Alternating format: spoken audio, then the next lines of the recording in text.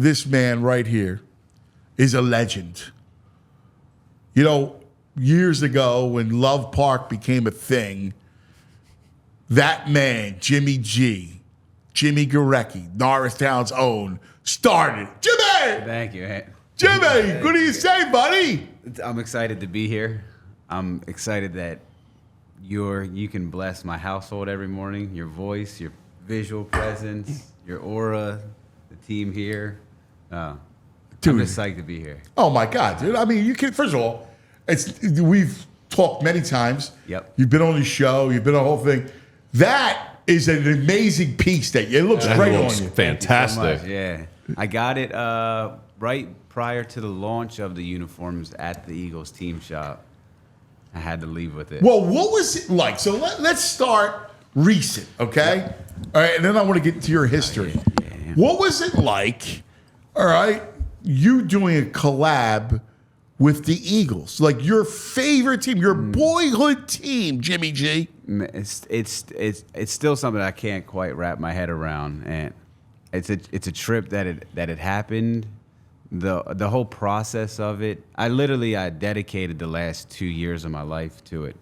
If we put it together the first time, and the gentleman that was working, helping me put it together on behalf of the Eagles, ended up leaving the organization. So the project just kind of went down the tube. Right after the Super Bowl, Jesse Amoroso, who I did Amoroso's project with, Jesse said, "Jimmy, what happened to your project with the Eagles?" And I told him about it, and he goes, "I'm good friends with Julie and Lori. Yeah. I'm going to put you on an email with Julie." And I'm like, okay, yeah. Oh, nice. And sure enough, Julian emails me a week after the Super Bowl, said, "Jimmy, let us get back from Arizona, so let us get settled back in the office, and we'll get this thing going." Sure enough, he contacts me, says, "When can you be in Philly?" I said, "Next week." Yeah. Booked the flights. My partner and I jumped on a plane, and they're like, "Okay, we're going to sit down in they have a little meeting room right next to the cafeteria." Yep. I say, "Hey, guys, can I get a second?" I went to the bathroom, splash Cold You're water. an adult care, baby. and I was tripping, and I walked back into that room, and I blacked out. That was like my Kobe moment. I was like, I'm not letting anybody in this room speak until I need to say what I need to say, and I wasn't leaving them. I left. No wasn't going to be an option. Right. Look Thing, at that. And sure enough, they said, "Let's do it." And it was actually to the point where it was sick. So my wife was like, "All right, you have till October 22nd when this project's coming out, and then we need you back." And I just blacked out the whole time. The approval process with the league, right. the design process with the team. And tell everybody about it. Would you have a total creative freedom with it? I had to work. So what the NFL has these small licensing packages for small brands such as ours. Everything is to big, to Nikes and whomever, them huge manufacturers, but they carve out these little spaces that companies such as our own can afford it, and B, have the same opportunity that the swoosh or whoever gets. And it was fun because the team gave me like the design creativity and freedom to do what I wanted to do, but then also understanding they're the big partner in this equation. So obviously wanting to make something that they felt good about, that they internally could be psyched about, but also know I was bringing our audience and crowd to it. And I think they were fascinated to see just how much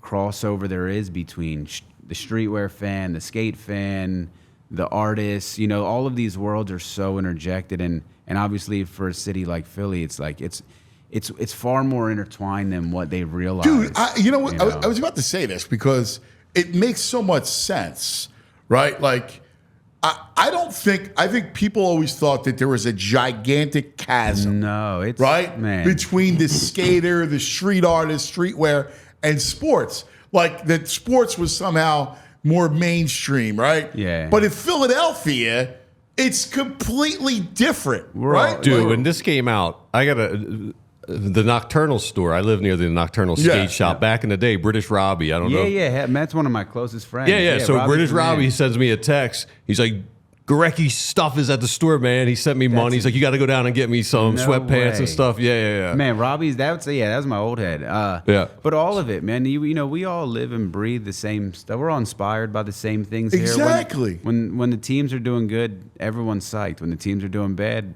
everyone feels it, you know? So, you know, this was the coolest thing. Back when, this was the 2001 finals, Sixers and Lakers. I remember skating Love Park. Tip-off was at 5 o'clock. 4:30 on a Saturday. It was a ghost town because everyone scattered to go watch see the game game. one. Yeah. You know, and it was like, that was, to me, I think about like a moment that characterizes how much the sports community means to skateboarding. Like, that was it. You know, we were all so engulfed in that playoff run, you know, but it's all one and the same. You know? How did you go from, you know, kid from Norristown, skater, right, to this designer living in LA, right, meeting the biggest people? You know, how did you cross that threshold? You know, when I try to put the picture together as like this one cohesive thing, I still don't know. I don't even know how I'm sitting here talking to you, other than, you know, I listened to you on the radio. What did I do? I called in. My whole life, I just been calling in. Like, if I see an opportunity, if I see something that means something to me, I'll call it in. You know, so that's a great analogy. As a kid, I recognized Love Park was 19 miles from Norristown. My mom been bringing me school shopping down here since I was 7, 8 years old. So I was like, oh shoot, I'm gonna go. I'm 12 years old. I'll jump on the R6 and I would just sit and skate Love Park until the older guys either, like, you know, stopped ignoring me or like started to bring me under the. Yeah, they didn't have an option. And you know, with everything, I just kept at it. Did you go out to LA for skate purposes, fashion purposes? For skating. So what was special, early 2000s, this whole skateboard industry was centered around Love Park. All the companies, all the media. How nuts is that? Like, Philadelphia, right, was the center of that world. Yeah, it was the apex of it. Stevie Williams, West Philly's own, one of the biggest skateboarders ever. And I think Stevie and another gentleman named Josh Kalis, they blew the scene up. And it was the height of DC Shoes. There was a handful of massive companies that were all centered around Philadelphia. So it was easy for me to recognize, like, okay, if the magazines and videos, all they want is photos and clips of kids from Philly, I'm going to get with the videographers, I'm going to get with the photographers, and I'm just going to go out with them all day, every day. And sure enough, ended up in magazines, and then ended up companies from California like, all right, we recognize who this Jimmy kid is. We want to bring him in. And, you know, from what was one thing after another from there. So, wow, that is wild. I mean, that's amazing. Like, if you think about how you loved it, right? Like that board, when you talk about it, the love of it, like as much as you love the Eagles in football, that's what you found your true love. What was I remember, because, you know, we're around the same age when it first kind of takes off. What made you, like, what drew you to that culture? There was just always something about it. You know, I love team sports, but I also love things where you're not hindered by a teammate. You know, it's individual. It's solely up to you. And the awesome thing with skateboarding, it's all about perspective. The way your approach could be different from mine and us two sitting here, but the three of us could go skate all day together, skate completely different, but at the end of the day, we all enjoy what one another brings to it. And I always love that aspect about skating. I think skateboarding, the way it influences the way that kids just look on society, you know, is an awesome way to be. It's very, you know, it brings together kids from all walks of lives, all different economic backgrounds, cultural backgrounds, and that was, you know, to me, it was a beautiful thing. And honestly, I've raised my kid with that same viewpoint that I learned from skating.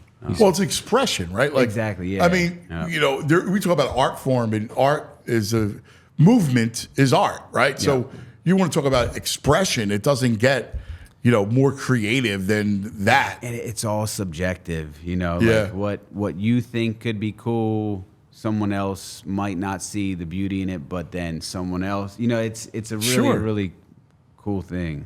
Well, it's the intersection of, art Yep. and that street fashion and, graffiti art, like all that stuff is Combined with like provides- crazy athleticism. Yeah. Too. Oh my Yeah. God, yeah. I mean, and that's the thing, like the individual portion of it, Yeah. which drew you, right? Like, because you're right, like if you have your own individual expression that you like, I got to get out.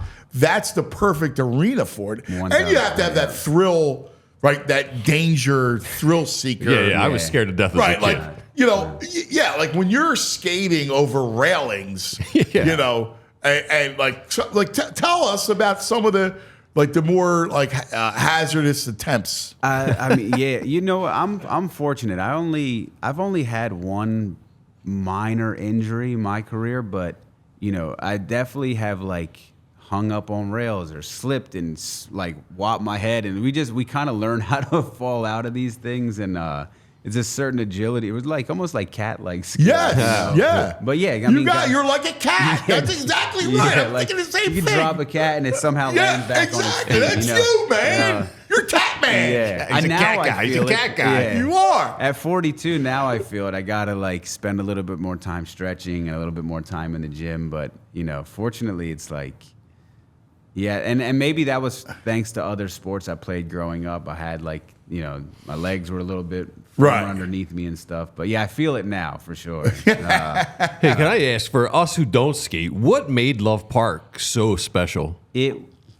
So Kevin Bacon, which one's the actor? Kevin Bacon. Yeah. Kevin Bacon's father Yep. is a brilliant architect. Yes. City planning, and the way it was that place was built specifically for skateboarding, from the granite that was picked for people to ride on, to grind on, the layouts of it, the levels, the ledges everywhere.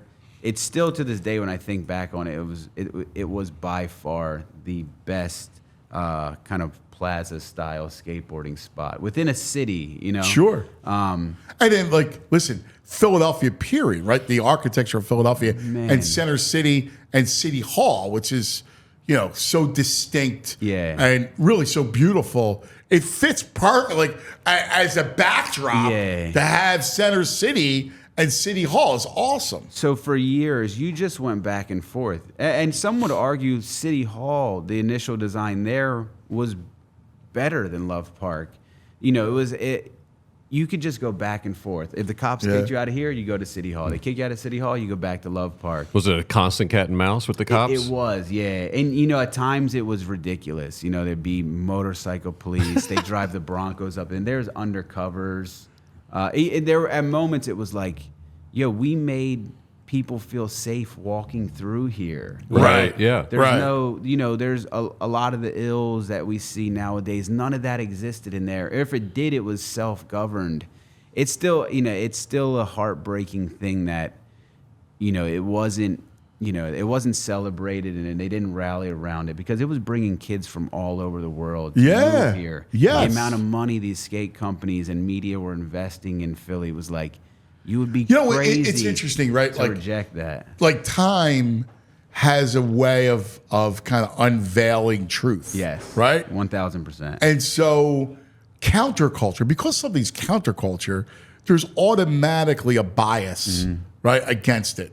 And something like that, we now see it and go, oh my, and look what it provided. Look what it helped create. Yep. I mean, it created this whole world, which is freaking awesome. It was born right here. Born here, yeah. The other beauty of it, too, is even aside from, all right, the skateboarding is the principle that's bringing all these kids here, but within the skateboarding, these kids are also talented in so many other things, so many amazing artists, musicians, teachers. There would be doctors that would come down, surgeons from Thomas Jefferson on their lunch break would come skate there. So it wasn't just skating that was cultivating there. Yes. It was a lot of different Well, arts. I'm and so jealous professions. that I'm not in the community at FDR. Oh, so The community down there, I walk my dogs, and it just seems like it's like a throwback to a wonderful time where people of all different colors and ages. And they built all that themselves. Yeah. The city, they kicked us out of Love Park.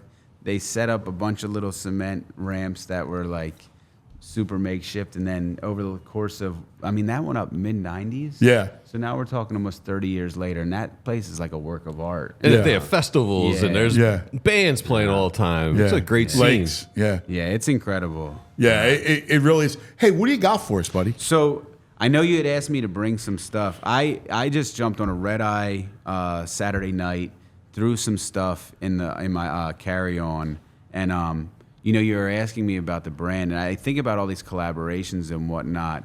You've done a collab with Temple University recently. Yeah, we've done. Yeah.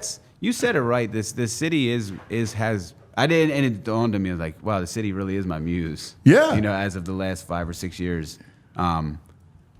And I think in the back of my mind, I said, if I ever had a chance to get some footing going in fashion, everything I'm doing, I'm going to pour it back into Philly. So, but in regards to this, yeah, I had like an hour to pack. So honestly, the foundation of everything we do is this amazing T-shirt. And I know it's like such a basic thing. This was when my partner started Standard Issue. This was the first thing he had shown me, and the packaging blew me away. Honestly, it made me like everything I was working on at the time. I was like, yo, I want to come be part of this with you. You know, just from traveling and being like, Philly is obviously this is the T-shirt capital. You know, like everyone goes to the corner store and gets their T-shirt and everything. Later on, brands like American Apparel and stuff. So everything that I knew about T-shirts and knowing my partner's expertise in garment manufacturing, I was like, oh, this is it. This thing is going to save my life in terms of having a shirt that I know I can wash and wear, throw in the dresser, bring it out, and it's always going to fit the same. I guarantee all of us, if we were to wash our T-shirts right now. Oh my God, dude! I just had this conversation with my wife. My sweats, T-shirts, it's like going to shrink. It's not going to feel like it felt the first time. But with us, all right, single packs and triple packs. The singles come in this packaging. So if you're traveling and you got stuff like your chones and your socks you want to throw back in your bag, not to soil the other stuff in your carry-on, you have the beautiful packaging for that. And then you rip it open. Look at that. Nice. And it's just an amazing fitting T-shirt. Yeah. It's not too wide. It's not too skinny. Right, not too baggy. And you don't have to worry about cold wash, hang dry. You can throw it in there. None of us have time for that. We got kids, we got families. The house looks insane. Yeah, yes. A project. You got an earful of that. 2 hours past due on something that needed, you know, you were supposed to email. Totally. We got to go. Yeah, you know, we don't, at this point, we don't have time for all that. So throw it in the wash with everything else, bring it out, run it through the dryer, put it back in your dresser, and when you're ready to go to wear it again, it's going to fit just like Dude, I love it, man. That's fabulous. We get a little criticism over the price, but I look at it like this. You can buy one Gildan shirt, or you can buy 2 Gildan shirts. Okay, let's say they're $14, $15 a piece. You're going to wear them once. You're never going to want to wear them again after you get out the dryer. These are going to last you a couple years. At the seams or anything are never going to ruffle and whatnot. It's never going to pill up. You know, so you're gonna get every cent out of each. I love player, it. So I won't even buy a Gildan shirt at this point. No. Man. First of all, they don't even feel the same. Like they don't. No. We now know what it's like to feel the great, you know, that softness of that T-shirt that gives you the fit. I showed you that article though, the Esquire one. They said this is the shirt. Esquire magazine. They said this is the shirt that would make Brando proud. Yeah. And it was like, yeah, you couldn't have. Dude, you couldn't have written a nicer compliment. Right? Oh my God! Know, so. The shirt that makes Marlon Brando proud. Jimmy Gorecki, Norristown, Philadelphia. You got to be kidding me! Doing great stuff. What's the website? How do people like hang with you? StandardIssueTees.com. I'm on all the socials that everyone else is on, so direct message. I mean, 90% of the people that we meet, that's the beauty of social media now. It's like everyone is a direct message away. I mean, even someone at, like when I walked in, someone like Bryce Harper, man, I just messaged him, And the guy hit me right back, you know, Yeah. and that was where our dialogue started at. So, yeah, everything is just Jimmy Gorecki. So hit me on there. Made in USA? And made in L.A. Yep. Nice. Yeah, Vernon, California, 10 minutes from downtown L.A. Your kids Rams fans or Eagles fans? No, my daughter she was born in L.A., but she obviously everything here. You know, a lot of her friends are Dodgers fans and Lakers fans, so she goes between the two. But last year really won her over. You know, or no, 2 years ago. I'm sorry. The World Series Super Bowl year was like she was like, okay, Nice. you're right. Dad. That's awesome. Yeah, so. Well, I know. Listen, I know how you parent. Yeah. All right. We're cuffing the same cloth. Yeah. And you also have a podcast coming out with another skater, Yeah. Joey Marone. Yes, absolutely. Right? Yeah, me and Joey are working. Joey is there's all of these amazing kids in Philly that skate, but Joey Marone is one of the most unique, special ones. So I'm excited this project we're working on. Yeah. It's going to be fun. Part of our youth.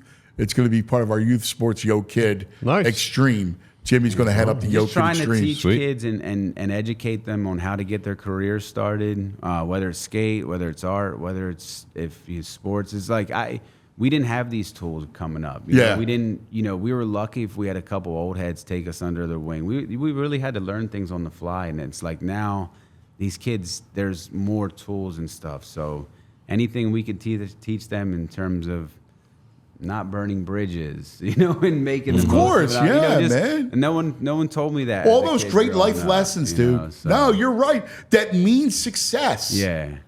But listen, God bless you, brother. Thank you so much. proud of you, I man. appreciate it. This is awesome, man. Jimmy G, baby.